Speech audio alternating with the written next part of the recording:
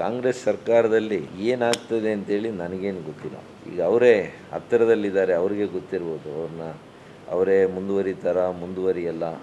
ಆದರೆ ಈ ಸರ್ಕಾರ ನಿಜವಾಗ್ಲೂ ಕೂಡ ನಮ್ಮ ಜಿಲ್ಲೆಗೆ ಬಯಲುಸೀಮೆ ಪ್ರದೇಶಕ್ಕೆ ಭಾಳ ಅನ್ಯಾಯ ಮಾಡಿದೆ.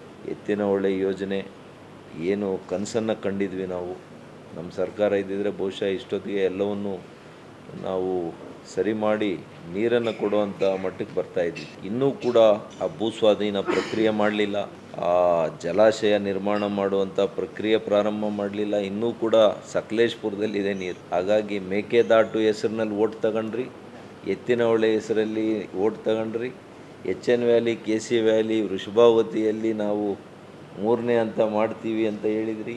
ಯಾವುದು ಮಾಡಲಿಲ್ಲ. ಜನರಿಗೆ ಬೂದಿಯನ್ನು ಎರಚಿ ಮತವನ್ನು ಕಸಿದ್ಕೊಂಡಿರೋದೇ ಇವ್ರ ಸಾಧನೆ. ತಮಿಳ್ನಾಡಿನಲ್ಲಿ ಇವರೇ ಪಾರ್ಟ್ನರ್ ಅಲ್ವಾ DMK.